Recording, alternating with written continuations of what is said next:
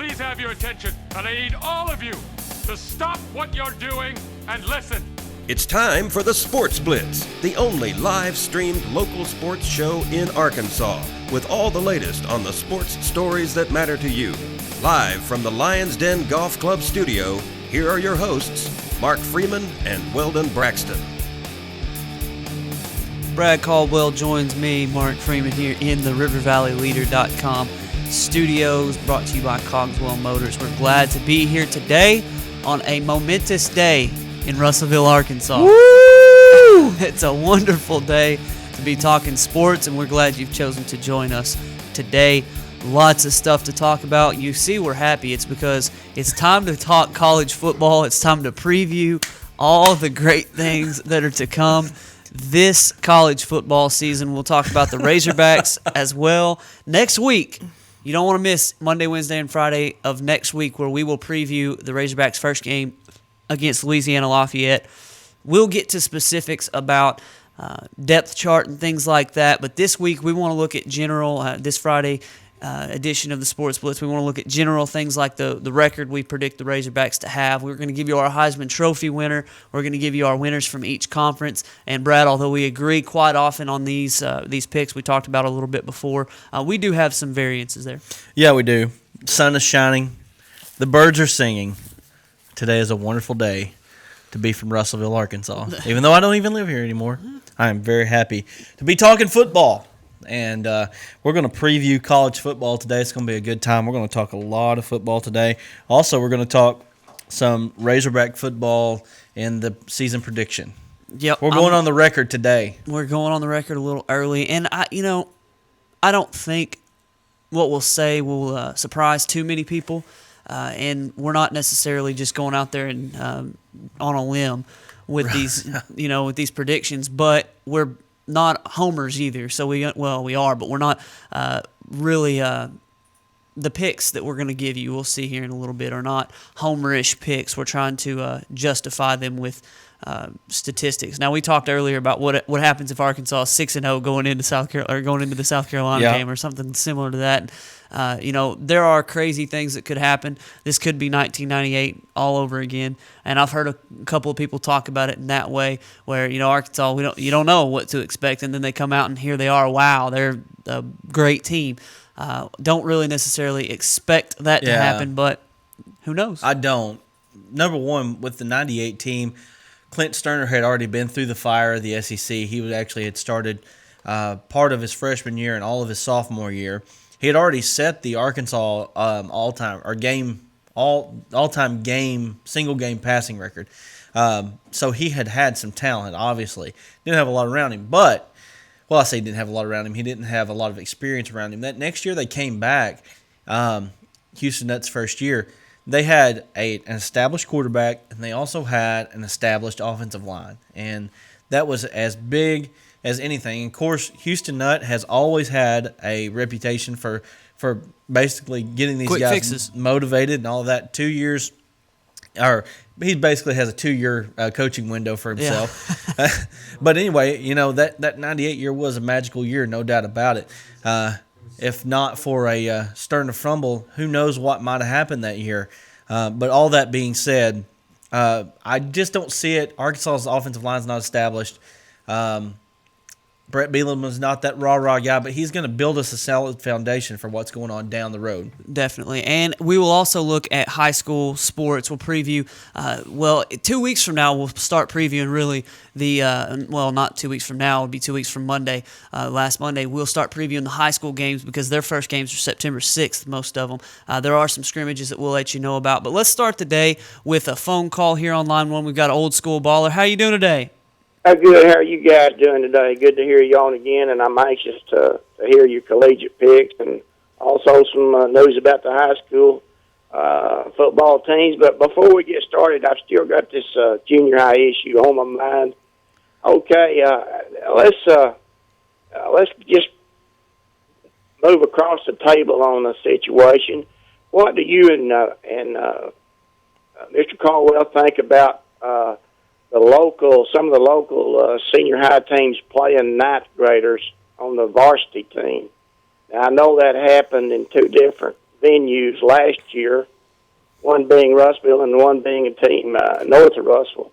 But is that doing the senior high level athletes right by permitting a ninth grader to start on the varsity teams? And or do you think if they're good enough they should start?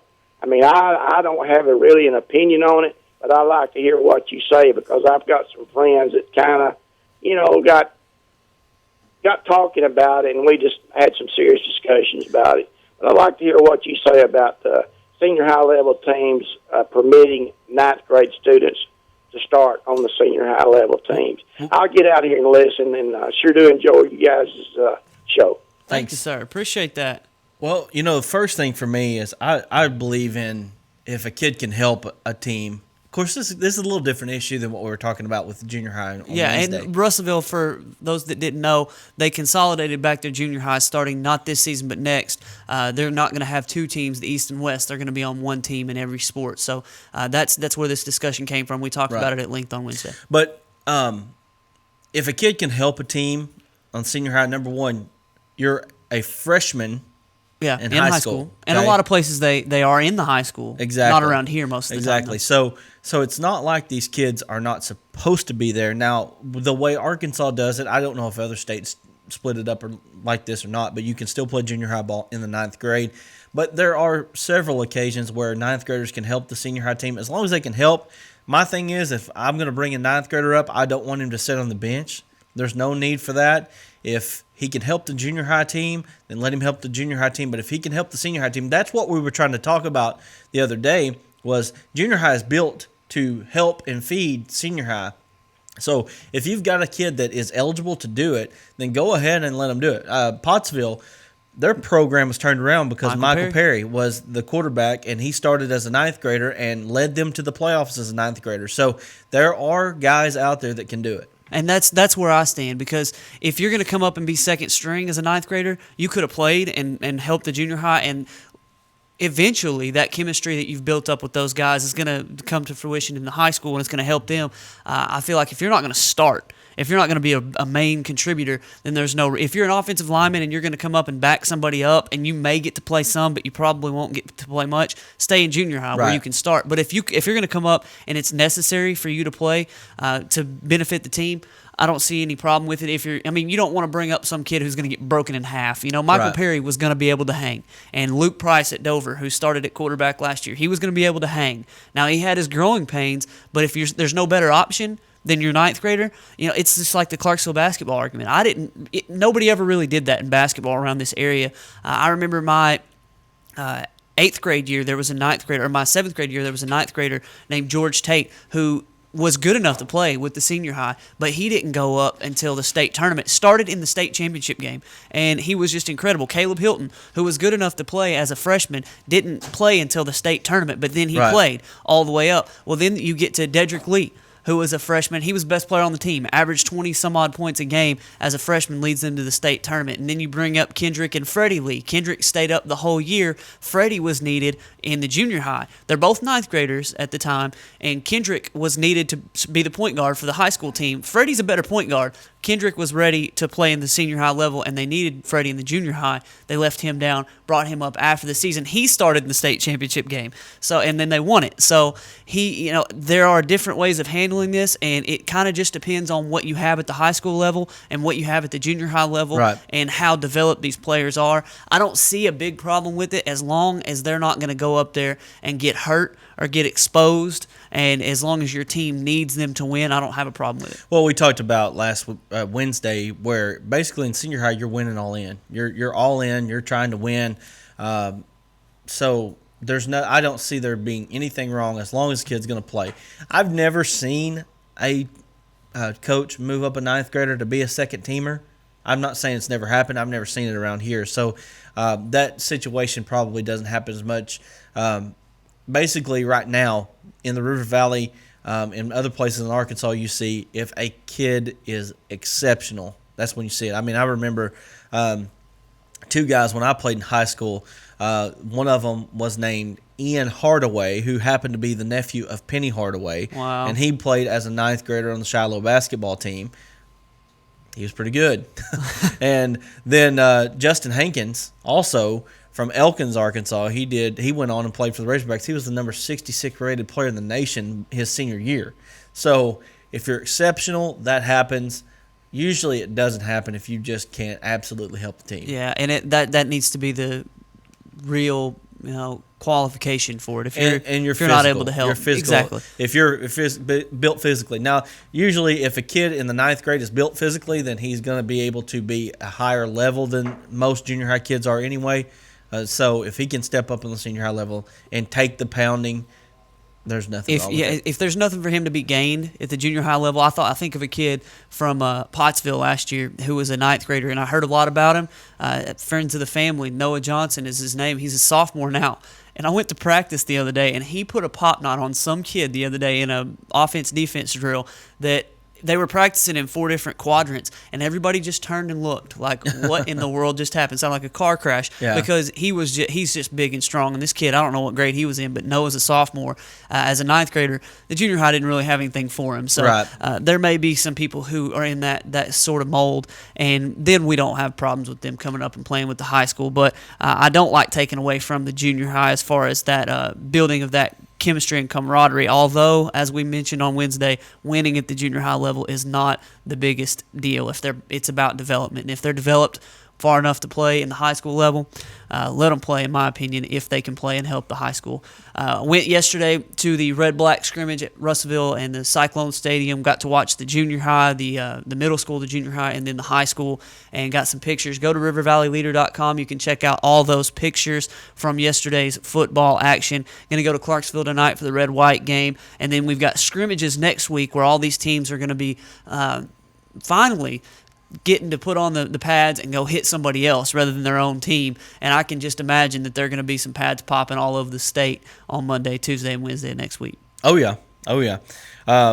This year, and I don't think I'm mistaken when I say this, but it seems like every Friday before Labor Day is when football season has started every year. And so now we're waiting a little bit longer, so these kids are going to get more anxious. They've put in more time this year toward their first game of the season. So, you hear it on the college level a lot. Same deal in high school. They get tired of hitting each other. They want to see somebody with a different colored jersey on, different color helmet, and get out there and mix it up. Yeah, I'm looking forward to early next week watching some scrimmages. I believe from being at Russell yesterday that they're scrimmaging against Rogers Heritage in a benefit game on Tuesday of next week. And I think Russellville and Clarksville are playing in a little scrimmage on Monday here at Russellville.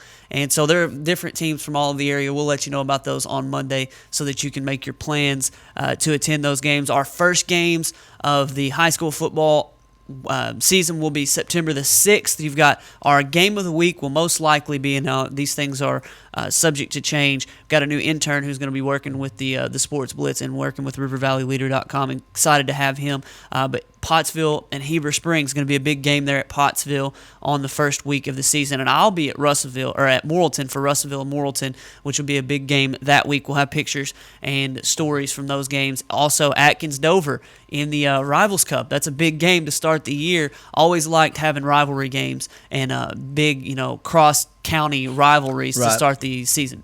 Oh yeah, it just makes it fun, And of course, like in the instance of Atkins and Dover have been conference foes for so long, and then there's been a little bit of separation there. So you've got Dover being just a little bit bigger of a school now than Atkins, playing in a different level of competition. But when these two get together, they go at each other. They do not like each other at all. I'm not saying that I advocate this or anything like that, but I've been to the last 3 Rivals Cup games, and you're seeing penalties after the play, you're seeing unsportsmanlike conducts, you're seeing helmets grabbed and slung, and face masks and late hits and all this stuff. These guys do not like one another. So the whole Dover-Atkins rivalry is one that's fun to watch. So. No doubt about it. All right, we got to hit a break. When we come back, we've got plenty of stuff to talk about before we get to our hog previews.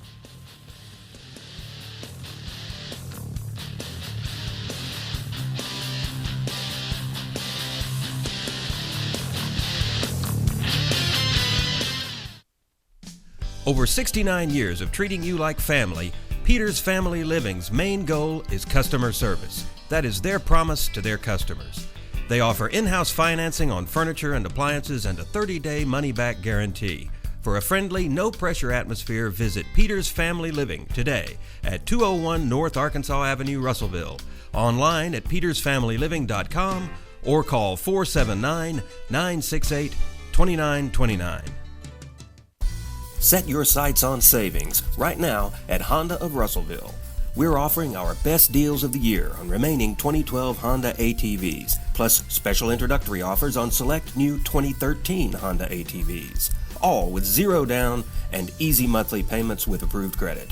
Be sure to check out the all-new Honda Foreman 4x4, now stronger, smarter, and harder working. How about a side-by-side? Well, Honda's got you covered with the Big Red. Honda's Big Red offers a proven Honda engine, automotive-style Honda automatic transmission with no belts to slip or break. Come in for a test ride today at Arkansas's legendary Honda dealer, Honda of Russellville. Today, there are more than 20 brands of cars being sold in America. So to be noticed, Ford and Cogswell Motors have to go further than anyone thought we could. How does Ford stand out above the crowd?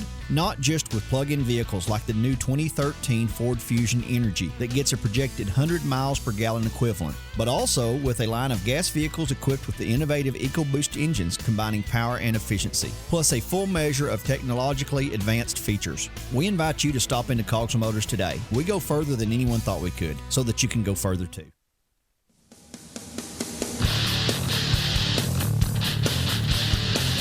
Welcome back into the studios, Cogswell Motors Studios here at home of the River Valley Leader. Hey, for all your news, sports, breaking news, cop stuff, anything you need, go to rivervalleyleader.com. We are glad to provide that for you inside the studio with Maddie Lassiter and Brad Caldwell. I'm Mark Freeman. Thank you for joining us once again here on the Sports Blitz. It's time.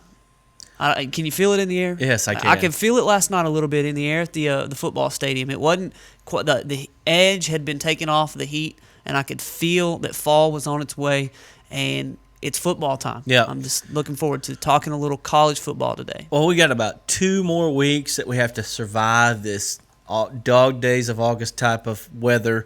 When it gets to first week, second week of September, the nights start to cool off a little bit. It feels like football, and it's just my favorite time of year. If you come to Huntsville starts cooling off just a little bit earlier, which I like. I love that about Huntsville. Too bad our football isn't very good.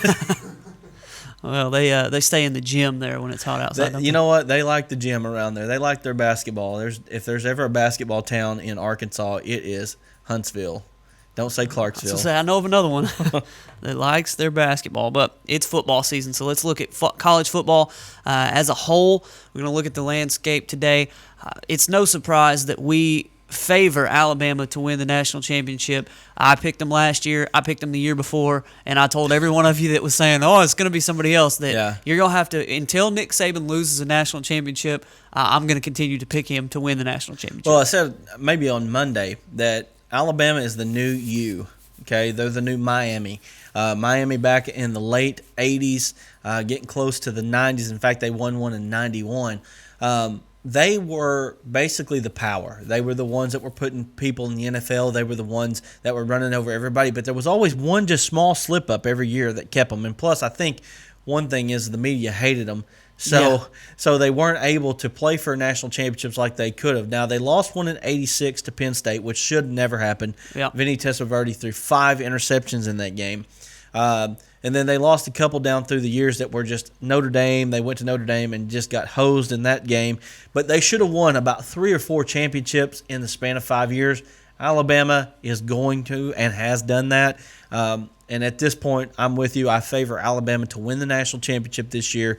And until somebody beats them, they've got to prove me otherwise. Because at this point, like you said, and I've said this on an SEC level, everybody's playing for second place, but really it's a national level as well. Until Nick Saban leaves Alabama, everybody's playing for second place. And we're not saying that they can't be beaten. Last year, Texas A&M snuck up and got them. There are circumstances that surround every game, so there is a chance that somebody gets hurt. And what happens if T.J. Yeldon doesn't play well? Does Al T. Tenpenny come in? Right. And is he the guy? What happens if A.J. McCarron goes down? We've talked a lot about how he was sort of a system guy, but here he is as a senior, and he's on the Heisman watch list, and he's a big guy, a big to-do about him this year coming into the season. So what happens if injuries notwithstanding, though, Alabama is going to be the favorite in a lot of people's mind to win the national championship. Alabama's got to retool an offensive line a little bit. Well, we said this a couple years ago. Alabama's got to retool an offensive line. They won't be as strong. And then they've got road graders like Fluker and guys that they can stick out there that are going to be NFL players. And at this point, they've got the thing rolling. It's just going to be somebody's going to have to knock them off. Now, again, like you said, they got beat last year against Texas A&M. The year before, they got beat home again by LSU, but nobody else was able to finish them off. You know what I mean? Yep. Kansas State and Oregon last year were on pace to play in the national championship game, but neither one of them could finish off Alabama, finish off the SEC, and we had an SEC championship game, which was a de facto national semifinal. Georgia really gave Alabama all they wanted last year. I look for Georgia to have a strong team, but when it comes down to it, I cannot pick with a clear conscience anybody not only to win the national championship but to win the SEC but Alabama. Well, 58 of 60 first-place votes in the AP poll tells you that a lot of people agree, and we are not two Alabama. people are drunk. Yeah. They are Urban Meyer and Mark Richt to Yes. pick their own team. I'm almost positive. Who else would pick them to win the national championship? And I don't blame them for thinking that they're going to do well this year. But we are not Alabama fans by any stretch. I hope Arkansas beats them by 1,000 this year. I hope they beat them every year. I just hope they beat them one year right now. just sometime in the near future ever, let Arkansas beat Alabama. Well, while we're at it, though, let's look at the SEC. It's sort of, for the last 7 years at least, it's been SEC and then everybody else. It's been Alabama, LSU, Florida, those teams. Auburn for 1 year there snuck in and won a national championship. It's been the SEC and then everyone else. Well, right now it's Alabama and then everyone else in the SEC. Who else? Let's look at the West real quickly. Who can win the West? Let's say that there is a chance for somebody to take out Alabama. Who is it? Well, everybody's throwing their name in the Texas A&M ring and saying that they're the number 2 team in the SEC West. I'm not ready to do that. Number one, even with Johnny Manziel, even if we know that he's going to play, I'm not ready to throw that in the ring yet. I still say it's LSU, then it's Texas A&M. LSU has the physicality to match up with Alabama. The problem with LSU has always been they don't develop quarterbacks. Nobody does less with more than Les Miles. Les Miles sent like 9 players to the draft last year. They lost 3 ball games. There's no reason that LSU should have ever lost 3 ball games, especially the last one against Clemson. If LSU can get quarterback play, LSU can win the national championship. They've got as much talent as Alabama has. That's probably the only team that you can say that has that. They have as much talent on the lines as Alabama has. They're the only team that can say that, and that's where it's built. It's built up front. I throw LSU in the ring. A lot of people are underestimating them this year. Again, if they can get quarterback play, they have a brand-new offensive coordinator, a guy by the name of Cam Cameron. Guy that was a Former head coach in the NFL. He was the head coach of the Dolphins. Now, he wasn't very successful there, but the guy has had much success on the NFL level as offensive coordinator. Now, the question is, will Les Miles allow him to run his offense? You know, we saw that with Houston Nutt. Houston Nutt could not take his hands off of the offense. It ended up being his undoing. Will that be the undoing of Les Miles at LSU? Because I'm going to tell you, if LSU doesn't have an up-to-par season this year, that seat is very, very, very, very warm at LSU with Les Miles. So I throw LSU there. I think they're a team that can not only challenge Alabama, but they can beat Alabama with the right combination of things happening. And then on the eastern side, if we'll go ahead and throw that out there, I think you've got 3 teams that you can choose from. But at the end of the day, Alabama's still probably better than all of them. Well, looking at the SEC West, it does come down to those 3 teams: Alabama, LSU, Texas A&M. I feel like Texas A&M's got a much easier schedule, and I don't feel like that. That's the truth. Texas A&M plays Alabama, and they play LSU, and they don't play anybody else. I mean, that's pretty much what they have. LSU, though, on the other hand, has to play TCU on the 31st. That's their first game of the year, a ranked team. Then they play Georgia across conference there in the East. They play Florida. They play at Alabama, and then they play Texas A&M later in the season. So many, many more chances for LSU to stub their toe than Texas A&M. So I go by default with Texas A&M because if Johnny Manziel's playing, if he's not playing, then all bets are off. But I go with Texas A&M because of an easier schedule. Although I feel like LSU is, if those two teams, when they meet at the end of the season, I feel like LSU is the better team. Right. It remains to be seen how that'll turn out at this point, though. Well, my biggest thing with Texas A&M is that they lost a lot on the offensive line last year. They did. That was as big a difference as even Johnny Manziel. Now, obviously, nobody knew that Johnny Manziel was going to come in and do the things that he did last year, which he had an incredible year, an unbelievable year last year, especially to be a freshman. I mean, it's out of this world, no doubt. But he had a great, not a good, great offensive line in front of him. And that made the biggest difference for Texas A&M. Texas A&M also lost a lot off that defense last year that ended up being a pretty good defense. Nobody really thinks about Texas A&M's defense being any good because for the last 4 or 5 years it has been awful, Swiss cheese awful, and they lost a lot off a pretty good defense last year. So you couple that with the fact that they lost the offensive line, and I just think Texas A&M takes a step back. How big of one? Probably not that big because the schedule is very much in favor of the Aggies. Yeah, they were 14th in the country in passing, 11th in the country in rushing last year, 4th in the country in points for, and then they were 26th in the country in points against. So that's a good mix. Texas A&M had it all rolling for them last year. They go Rice, Sam Houston State, then they get Alabama, then they go SMU, Arkansas, Ole Miss, Auburn, Vanderbilt, UTEP, Mississippi State, LSU, Missouri. Wow. It's just the weakest schedule that you could possibly in ask the for SEC. In the really? SEC. Especially on the West. I mean, yes, you get Alabama, yes, you get LSU, but you've got those two at opposite ends of the schedule, and then you've got Arkansas, who is down right now and on the road, and then you go to Ole Miss. So, yeah, there are some tough games when you look at it on paper as far as the past is gone, but knowing this year Texas A&M's got a pretty easy schedule. So going to the East, though, I've got knowing what I know about South Carolina, and I know they're a top 10 team. I know that they're one of the better teams supposed to be on paper in the country. They've got a big name guy in Jadeveon Clowney on the defensive line. He's going to wreak havoc. They're returning a quarterback. They're returning a lot of players, number 6 in the country.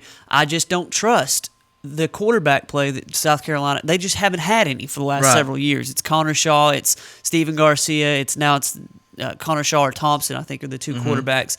I just don't trust the quarterback play for South Carolina. I've got Georgia, coming out of the East, looking at Georgia's schedule, I could easily see them slipping up as well because they've got South Carolina in the 3rd week of the year. They've got LSU in the 5th week of the year. They've got Clemson in the 1st week of the year. So they've got number 8, number 6, and number 12, 3 of the first 4 weeks of the season. So Georgia, as easy as their schedule has been in the last several years, they've got a tough one this year. Yes, they do.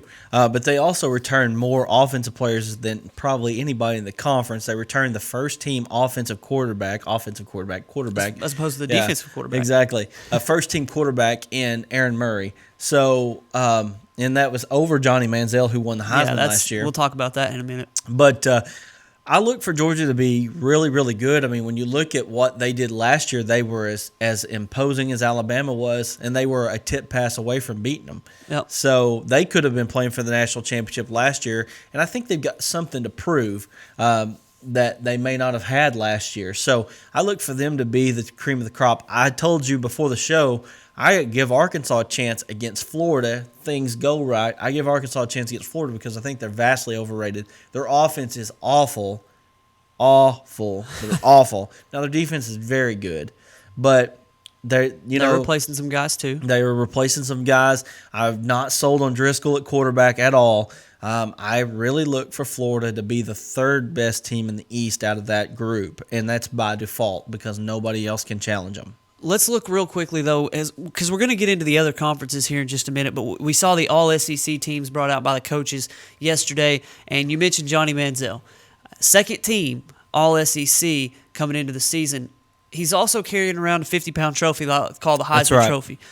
So he's the best player in college football, but he's the 2nd best player at his position in his conference. Sure. That, to me, tells me that the SEC coaches are saying, look here, buddy, all this crap you've put up this summer and all the stuff you've been involved in the off season, we don't appreciate it. And it's funny to me because I know he doesn't give a rip about what the coaches think about him. If he gets to play, Right. I said it before the show, he wins because he going through all the stuff that he's going through this offseason, and will he or won't he be able to play? Did he or didn't he take money? If he gets out on the field, he wins. And I'm not saying that he's going to win every game. I'm saying he will have won the game against all the coaches. And looking at their schedule, he's going to put up monster numbers if he does get to play. So this second team slight, what a lot of people are calling it, although I think it's more of it is a message to him, but it's also hey, Aaron Murray is about to be the all-time leading passer in the SEC with about 1,500 yards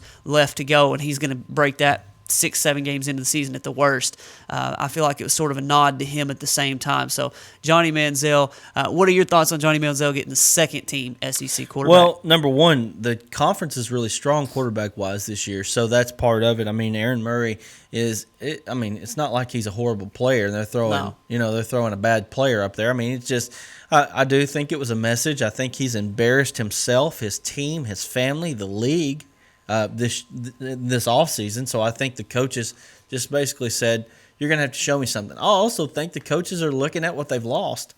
I just don't think they're going to be as good this year. Maybe I'm wrong, but we'll see. But I think that that's going to be an effect on him. When the players around a quarterback help make the quarterback. Yeah. And when you're an SEC freshman and you come in and you do the things that he did, you have to know there's a lot around him. There's not as much around him this year. Now, he'll probably still be a little bit better than he was if he gets to play, but because he's had that experience. But at the same time, I think the sledding is going to be a little bit tougher for him in the SEC this year. They're not going to have the same momentum that they had last year. They built momentum early. Alabama's going to kick the chair out from underneath them the first game of the first SEC game for them on September 14th. I think that is a done deal. I think Alabama goes in and whips them because, number one, Saban has probably been pointing at this game since they lost to him. No, he hadn't probably been pointing at Okay. it. He's put up their logo in the weight room Exactly. and made them look at it every day as they're working out. Texas A&M's getting theirs. And they're going to get theirs. And Alabama's not going to be very nice to them about it. They're going to go in there and they're going to do their thing. So I think the momentum that they will lose will be pretty significant right off the bat. So all that being said, him being second team, he may not even end up being second team when it's all said and done because he doesn't have everything around him. Well, I feel like he'll probably end up being first team, but that's just because I feel like as much as Aaron Murray can do, the schedule, if Johnny Manziel plays the whole time, he's going to put up just ridiculous video game-like numbers. So we'll look at it a little bit more here in just a minute because there were some Arkansas Razorbacks who are also named All-SEC. You've got 2 on the first team and 2 on the third team for Razorbacks in the All-SEC teams.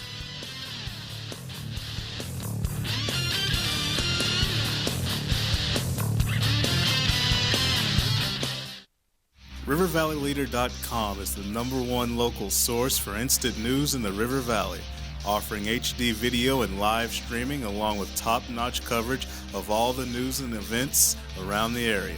The River Valley Leader is the only place to go for all the information you need. Check out the newest local business featured on the site, as well as police news and coverage from important meetings, along with the personal stories, all at one convenient click. Check out RiverValleyLeader.com. Lions Den Golf Club is now offering a winter golf special to members and guests alike. Get your cart and greens fee covered for just $20. Take Highway 22 west to Bay Ridge or call 479-229-4162 for Lions Den Golf Club. Over 69 years of treating you like family, Peters Family Living's main goal is customer service. That is their promise to their customers. They offer in-house financing on furniture and appliances and a 30-day money-back guarantee. For a friendly, no-pressure atmosphere, visit Peters Family Living today at 201 North Arkansas Avenue, Russellville. Online at petersfamilyliving.com or call 479-968-2929. Today, there are more than 20 brands of cars being sold in America. So to be noticed, Ford and Cogswell Motors have to go further than anyone thought we could. How does Ford stand out above the crowd? not just with plug-in vehicles like the new 2013 Ford Fusion Energy that gets a projected 100 miles per gallon equivalent, but also with a line of gas vehicles equipped with the innovative EcoBoost engines combining power and efficiency, plus a full measure of technologically advanced features. We invite you to stop into Cogswell Motors today. We go further than anyone thought we could, so that you can go further too.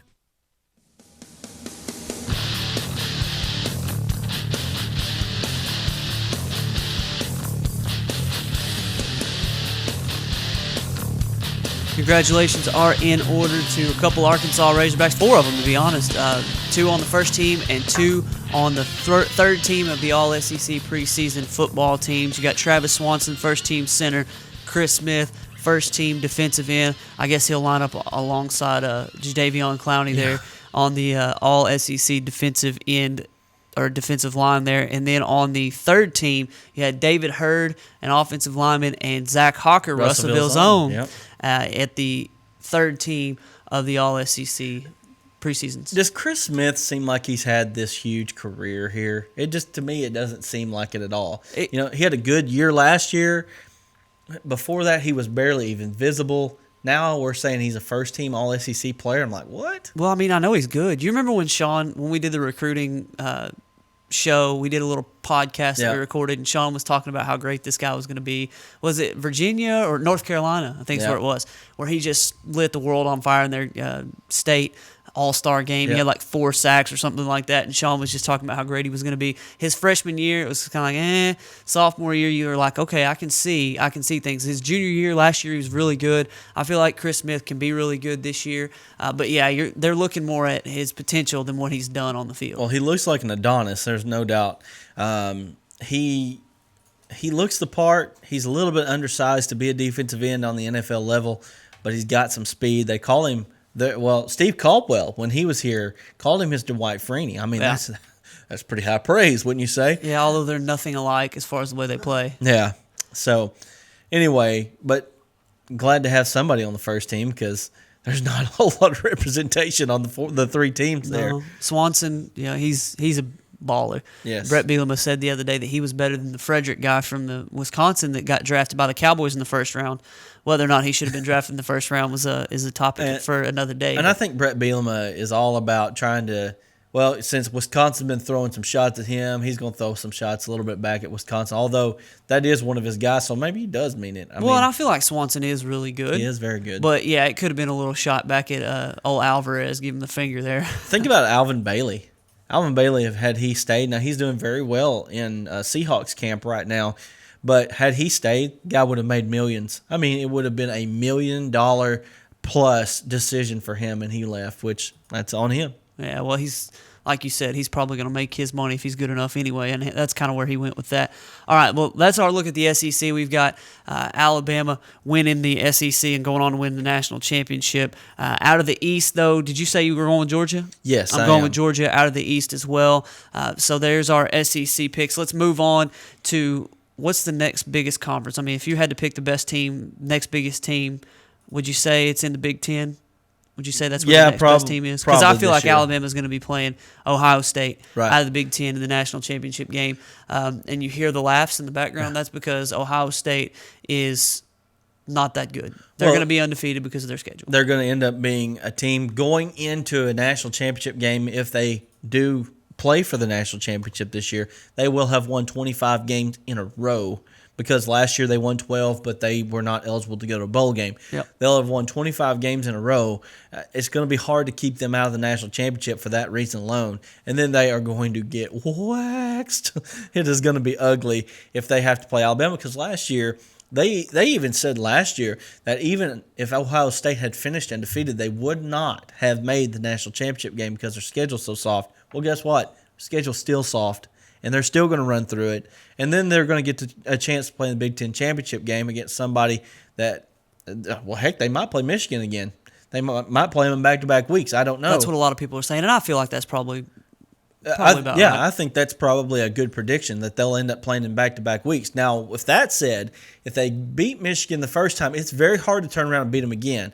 But we do think that Ohio State probably is a little bit better team. I agree with you on the pick. Big Ten champions, Ohio State playing for the national championship, where they will get beat 75-0. See, I'm full disclosure. I couldn't care less about the Big Ten in their football. I hate it and always have.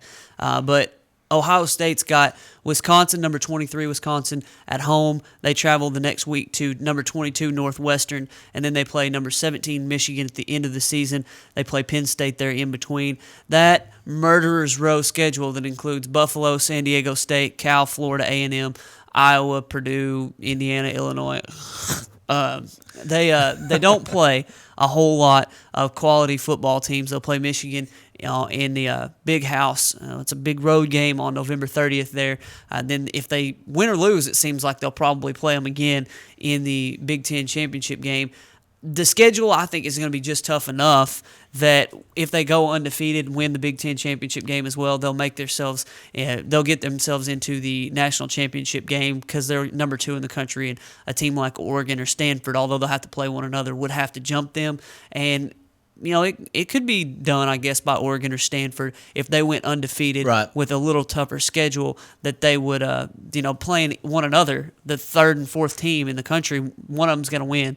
If one of them goes undefeated, they will have had a tougher schedule just by default because the Pac-12 isn't that good either because they played the number 3 or 4 team in the country. So it's possible, it stands to reason that Oregon or Stanford could jump Ohio State, but we're sort of going by default that Ohio State's in the national championship game. Pretty much, right on. Do feel good about Braxton Miller coming into his second year in this spread offense. I think that they're going to be even better. Last year they won a lot of close games. A lot of close games. I don't think that the games will be as close this year. I think that offense will just be clicking. I mean, nobody expected them to come in off a 6-7 season the year before and come out undefeated last year. The one thing that we can say, they're going to be number 2 in the country. They're going to be the preseason favorites. They are the preseason favorites to win the championship in the Big Ten. So they're going to have a big target on their back. So, with that said, it's going to be a little bit different for them this year. But, again, I just don't see anybody can beat them. Yeah, the development, I think, of Braxton Miller and the offense in year 2 will probably be enough to get them over the hump. But last year it did seem like they should have lost a couple of those games. I was rooting against them, I'm not going to lie. In a couple of those games where it's just like they're not that good. Let them get clipped here, and nobody could do it. So we'll see how it goes this year. We talked about Oregon and Stanford, so we might as well go to the Pac-12 there. We've both got different teams winning the Pac-12. Oregon's number 3 in the country. Stanford's number 4. I'm going with Old Faithful and Stanford with that physical style passed down from Harbaugh to Shaw. And I've got Stanford jumping Oregon by the end of the year. I've got Stanford beating Oregon and winning the Pac-12. And I've got Oregon beating Stanford and winning the Pac-12. I think really when it comes down to it, it's those two teams. They're in the same division in the Pac-12. So whoever they get in the championship game will just basically be, it'll just basically be whatever. We're going to win this game and it'll be over. But that's going to be obviously the Pac-12 game of the year. They're in Stanford, by the way. They're going to be right there. It doesn't seem like that series has really mattered home and away. It's just whoever. Now, one thing that I like your pick is that they haven't changed coaches. Yeah. And Chip Kelly's not going to be the coach, but Mark Helfrich, I got to say that right there. He was the offensive coordinator of this team. Now, can we figure out how big of a hand he had in this offense? Was he the offensive coordinator by title only, or was he a guy that actually called plays? He was the mastermind of this offense. I think we're probably lying somewhere in the middle there between that. So we'll see how his leadership style is, because Chip Kelly, he obviously had the thing going, and he had it going well. I like what Oregon brings back. They bring back most of their team from last year. I really think in the end they probably won't miss a beat with the offense. Now, down the road, will the program be as good? I'm not sure it will be. But I think for this year and this year alone, they're going to be a national title contender. All right, real quickly before we hit break, let's look at the ACC. I've got Clemson winning it. They're starting out the year number 8 in the country. Florida State's number 11. The reasons that I've got Florida State falling behind Clemson, although, you look at the recruiting, Florida State's done an incredible job recruiting. Clemson they're just returning a quarterback in Taj Boyd, who I think is going to be a big deal. Florida State's replacing E.J. Manuel, and you see what he's doing right now in the league. He's looking like he's going to win the Bills' starting job.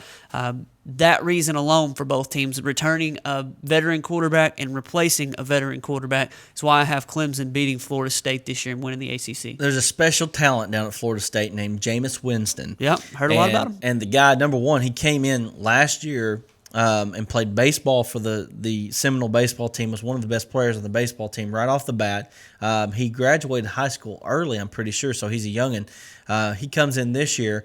Spring practice, he goes 12 of 15 in the spring practice, and basically that was it. There was no more competition. A guy that has been said that could be possibly the greatest quarterback to ever play. That was Trent Dilfer. Trent Dilfer said that. Who runs the Elite 11 camp and who was trying to promote James Winston, who was in his Elite 11 camp. It's still to be said. They said he could be the greatest to ever play. Although, who was it yesterday? Said that Colin Kaepernick could be the best player. Yeah, yes. Exactly. It was Ron Jaworski. Yep. Ron Jaworski said these guys just say things like that to get themselves on TV. Well, I think Matt Jones could have been the greatest quarterback to ever play. He was the best quarterback to ever slam dunk a football through the goalpost against Ole Miss. Yes, he was. I like Florida State. I mean, we're basically coming down to these conferences here. We've got two teams that we've both come down to. One's picking one and one's picking another. I mean, the Clemson, Florida State, they're the cream of the crop in the ACC right now. I don't think there's really anybody that's that close to them. I like Florida State. All right, well, I've got Clemson, you've got Florida State. You can tell we're pretty much, it's downhill from the SEC for us because we care a little bit more about the SEC than the other conferences, although there are some interesting races. And we've got one more to talk about here in a little bit, and it's the Red River rivalry.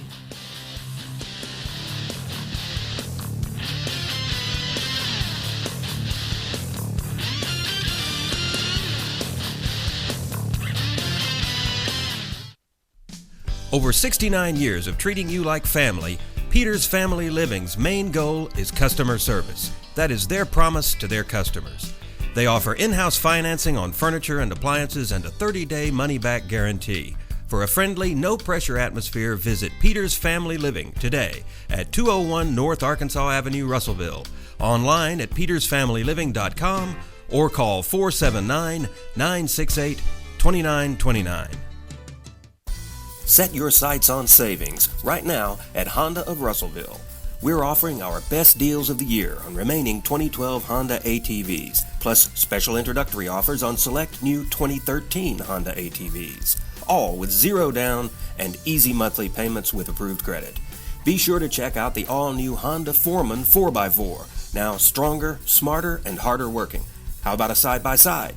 Well, Honda's got you covered with the Big Red. Honda's Big Red offers a proven Honda engine, automotive-style Honda automatic transmission with no belts to slip or break. Come in for a test ride today at Arkansas's legendary Honda dealer, Honda of Russellville. Lions Den Golf Club is now offering a winter golf special to members and guests alike. Get your cart and greens feet covered for just $20. Take Highway 22 west to Bay Ridge or call 479-229-4162 for Lions Den Golf Club.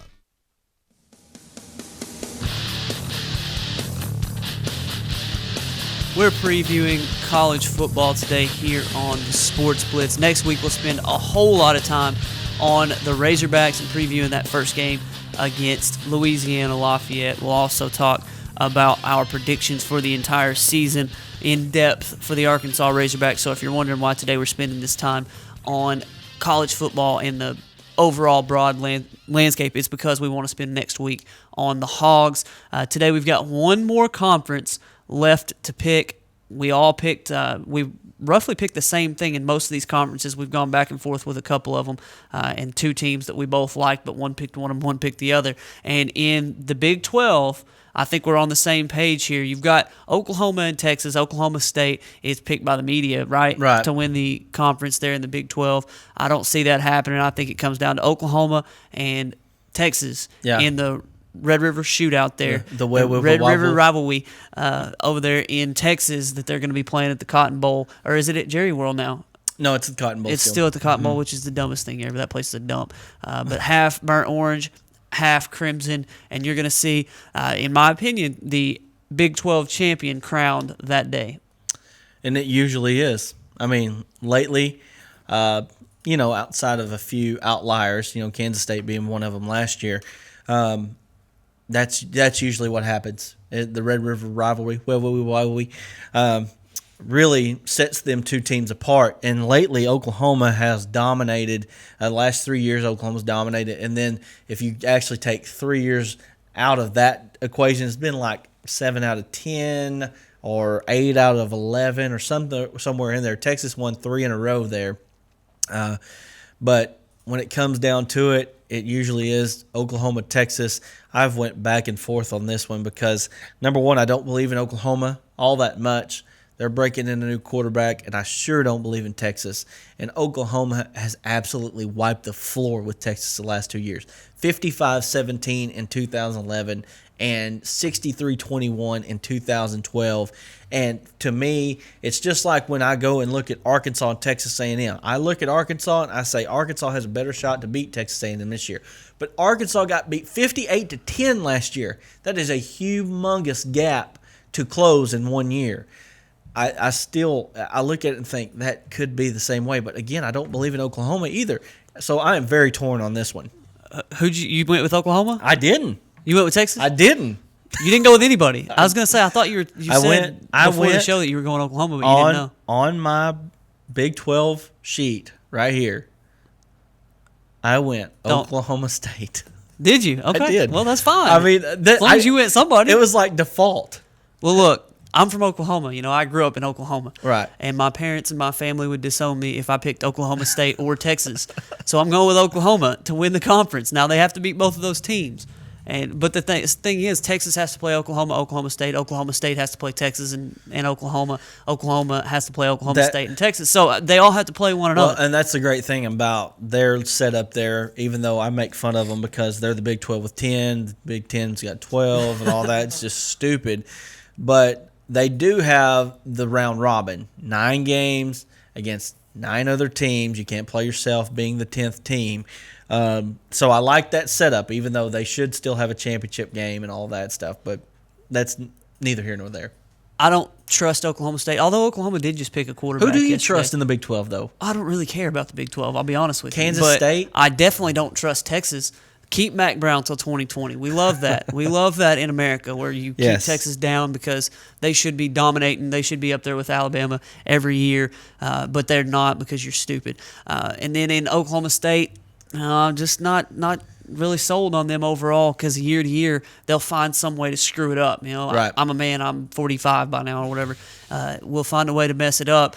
And remember the offseason when we were talking about Brett Bielema, before Brett Bielema, who's going to be the coach, and here's Gundy in the situation. I think that the story broke. Maybe the story broke that Gundy was the guy, and then Wally Hall steps in and is like, "Oh, hold up, we've got a coach. It ain't him." Yeah. It ended up being Bielema. Maybe there was a little distraction this summer for Oklahoma State. Rust-Oleum Stadium is not going to be. The Big 12 is one of those conferences that it wouldn't surprise me if somebody came out of it that we're not talking about. TCU being one of them could be a team that comes out of nowhere. And I say nowhere because they're a top 20 team. But they could come out of nowhere and win that conference, and it wouldn't shock me a bit because I just think across the board there's not a great team in the conference. Can we just do something for the next 5 minutes then? I don't want to give you our season record for the Razorbacks. I want to wait till Monday on that because I feel like next week will be a perfect time for that. I want to talk about something that I heard a whole lot yesterday on statewide radio, and we've talked about a little bit here. I think we both agree. Where do you stand on Arkansas if Jeff Long, Brett Bielema, and the university wants to get to the next level, win a national championship? Where do you stand on the great stadium debate? Well, and that is playing games in Little Rock, playing games in Fayetteville as well. Which one do you Number do you one, I don't think that it affects a national championship run, in my opinion. Although, Brett Bielema did come out, and he is probably the first one to ever say Little Rock is a road game. Because it is. It is a road game. You have to stay in a hotel. You have to bus down there. Now, he also threw this out there, too, which I found funny. Nobody's really talking about it. If you buy a few more tickets, we don't have to bus down there. We can fly. But they're still getting on a plane and flying to a home game. But at the same time, you're getting on a plane and you're flying 30 minutes to Little Rock instead of It doesn't matter. a 3-hour flight. It's a little different, but yeah, you don't get to sleep in your own bed. But even so, they don't sleep in their own bed before the game now. They go to a hotel on Friday night.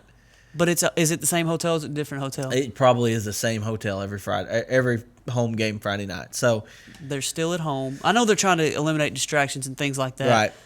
They don't have to worry about their legs being all cramped up. They're staying in.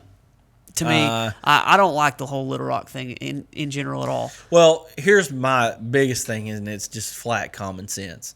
You have a 70-something thousand seat stadium up in Fayetteville. You have a 53,000 seat dump in Little Rock. And you are traveling 3 hours to play in the 53,000 seat dump. Now, I understand why. Tradition has been for a long time, and then Arkansas is one of the only states that supports one team and all this stuff, and there's a lot of paranoia about people leaving the bandwagon if they don't play in Little Rock. But you can only get 53,000 people in there, and a lot of them come from Northwest Arkansas as well. So it's not like you got 53,000 people coming from Eudora, Arkansas, all the way up to Little Rock to watch them play.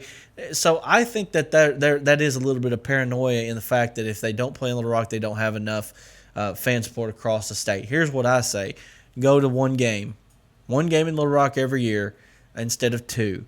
Also, something that had been talked about is Arkansas plays in too many stadiums that are considered home stadiums because they play at Arlington as well in Dallas Cowboys Stadium. It's great that Arkansas gets to do that. But since Texas A&M has come into the league, it really doesn't make a whole lot of sense because in 2015, Arkansas is going to have 2 games, SEC games, on campus in Fayetteville because of this deal with Texas A&M and Little Rock. Look. How many fans do you think come from Little Rock, the Little Rock area or South Arkansas, to Northwest Arkansas to Fayetteville games anyway? Oh, I'm sure there's several. Right. Is Arkansas struggling? I mean, I know that they're not packing out the stadium every single game, but do you think they could make up the difference if a bunch of people decided they didn't want to come anymore to Fayetteville? Do you think that the stadium would suffer? Yeah, no. But I think part of this is there's a lot of old money down in Little Rock, and they've been supporting the Razorbacks for a long time. And they say that. Don't make up bullcrap well, excuses it's like hard. People are doing. It's hard to say that, though. It's hard to say, well, we've got John P. Smith down here, and he gave us $1 million last year, and we can't play in Fayetteville every game because he wants games in Little Rock. That's really hard to come out and say. Well, you know Jeff what I mean? Long was on a show the other day talking about how it was everybody else, and Jeff Long sort of went along with it about the fiscal and financial ramifications of playing in Little Rock. And Brett Bielema spoke sort of to that as well. And the people that I've heard talk about it and give their opinion have talked about the big difference in the money, even if you pack out War Memorial Stadium. So there's a balance there that playing in Little Rock, you lose money. Fayetteville, you Right. make money. What if you don't play in Little Rock but you play in Fayetteville? Will it be enough to make up the difference of the money from John P. that doesn't give his $1 million anymore? And that's a very good point. But at the same time, that's $1 million check from John P. right there, where you're not guaranteed to get it. I think one thing that if Little Rock wants to keep some games in Little Rock, they need to upgrade the stadium. They need to add seats, and they need to renovate that place because it is a dump. It's horrible. It's a high school stadium. They're wanting to bring a bowl game to Little Rock now, and they're wanting to put it in War Memorial Stadium. You need to upgrade that thing. And I don't know why the city of Little Rock hasn't been wanting to budge on that. I understand you only get 2 Razorback games, but if you want Razorback games, accommodate them. Do it. I'm not a big fan of War Memorial Stadium being there because it comes down to the question: is Razorback football about the team and about the players, or is it about you? It's okay. You've got people in Eudora who, man, it's just such a long drive. I ain't going all the way to Fayetteville, but I'll go to Little Rock. So they need to keep games in Little Rock because of me. Yep. I don't care about the player who has to get on the bus You're and drive. so right. I don't care if they have to fly one way. It's about me, and I'm the one who matters here. Is it about you or is it about the team? That's the question I asked yesterday. Both of us have worked in a realm that is very similar to what you're talking about. In church is a lot about what you're talking about. When you get older people in church and they want this song to be sung or this thing to be done, and they don't care about the greater good, It's all about what I want and what I'm comfortable with, and it's the very same thing. And all I'm saying is people don't like change, and that's where we're headed. And I'm going to tell you right now, with Jeff Long coming out making the statements that he's making, and Brett Bielema coming out and making the statements that he's making, 2016, is that the date that the War Memorial contract is up? Guess what? You're losing the ball game in Little Rock in 2016. At least one, if not both. It's happening. I think they should take them both out of there, but that's just my opinion. And I'm here in Russellville, so I can go either direction. It's the same difference. It's closer though. Little Rock's a little bit closer, but to me it doesn't make any difference. If I want to go watch the Hogs play, I'll go watch them play. If I don't want to care to drive all the way to one of those stadiums, I'll watch it on TV. I'll get over it. Well, number one, in the long run, more of your fans are going to be watching games on TV anyway, so it's not like you're going to lose the whole state because of it. I mean, maybe gradually you do, but maybe gradually the Northwest Arkansas corridor grows enough that you can make up the difference there. But you don't, well, and I say you don't, we're not there, so we don't know, but you don't see people griping about the University of Tennessee being in Knoxville, which is all the way across the state from Memphis, 5-hour drive got more from than one Memphis. school, so I understand that. Okay. And, there were other people saying it was sort of a trying to hold the state hostage type thing where they were saying, if you don't have games in Little Rock as the University of Arkansas State's going to go in there and they're going to say, we're the state team. Bull crap. Who cares about the Sunbelt Arkansas State Red Wolves? Sorry, Red Wolves fans. You don't hold a candle to the Razorback in this state, and you won't, ever. Sorry. So it's not the same. It's not apples to apples with Oregon State. It's not even close. So, look, 2016 Razorbacks, I'm just saying, Jeff Long, I know you're a businessman. You're not stupid. Get the Razorbacks out of freaking Little Rock. I'm just saying. They'll play one game in Little Rock. They probably will, but I don't even think they should. But you remember, do you remember in 2000 when this came up the first time when it was, we're renovating the stadium, we're going up 72,000 seats. Okay, we used to play half our schedule. In fact, we used to play more Little Rock games than Fayetteville games because the stadium was bigger. Because it was bigger. Now Arkansas, the stadium up at the university is 20,000 seats bigger, and really you can fit up to 77,000 people in the stadium. That's before the north end zone renovation. Exactly, in which they're about to do. And so it just doesn't make sense. It just doesn't make sense. Final question as we think about the north end zone, and we're out of time, so we need to get out of here. But as you think about the north end zone renovation that'll probably happen, if it happens before 2016, what kind of contract are you signing with Little Rock if you can fit 80+ thousand in your stadium? Look at what Arkansas is doing right now. Okay, they're upgrading a baseball facility and a track facility. They're also adding an academic center to the football facility. Okay, they're also doing the basketball facility. Okay, all those projects, when they're scheduled to be done? When? Late 2014. What's the next thing on the agenda? The north end zone renovation. When is that? It'll be before 2016. That's exactly right. So where are you going with discussions and contract negotiations there if you're Jeff Long? I'm going in saying, look, 80+ thousand in a brand new facility, top of the line SEC competition. You can't compete with the Joneses, and you can't you can't keep up if you're playing in Little Rock for home games. It's just, to me, it's mind-boggling. There was a recruit back before the Fayetteville Stadium was renovated. Comes into the stadium and he says, they show the stadium, he says, where's the other half of it? Well, apparently it was in Little Rock at the time. The stadium at that time was not SEC caliber. Okay, now you do have an SEC caliber stadium, and you're going to travel 3 hours to play in one that that's missing half of it. Why? Well, it's a long story, and there are a lot of folks who stand on the other side of this debate. You can tell where I stand. Call me inconsiderate and uncompassionate, but I don't care if they take the games out of Little Rock. Well, I think that you're also looking at a change in philosophy. Like I was talking about in 2000, people were really up in arms about this. This was a humongous deal. And now you're seeing people. In fact, I heard a guy on statewide radio yesterday say, hey, I'm from Searcy. Okay? I live 45 minutes from Little Rock. And I'm going to tell you right now, every game should be played in Fayetteville. You wouldn't have heard that 15 years ago. No.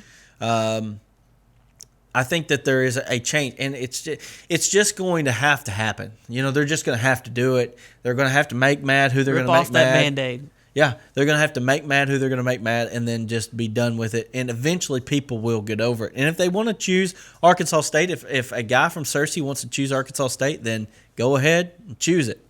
Yeah. All right. Well, we've run overtime today, and we have run out of time for this week. We'll be back on Monday to preview the Arkansas Razorbacks 2013 season. We'll look at depth chart. We'll look at predictions for the season as far as record goes, and we'll tell you everything you need to know heading into the college football season. I've got Braxton Miller winning the Heisman Trophy. I've got Braxton Miller winning the Heisman Trophy. Dang, we both do. So we'll give you all the stuff you need to know about the Hogs starting on Monday. For Maddie and for Brad, I'm Mark. So long. We'll see you at 11 o'clock on Monday morning.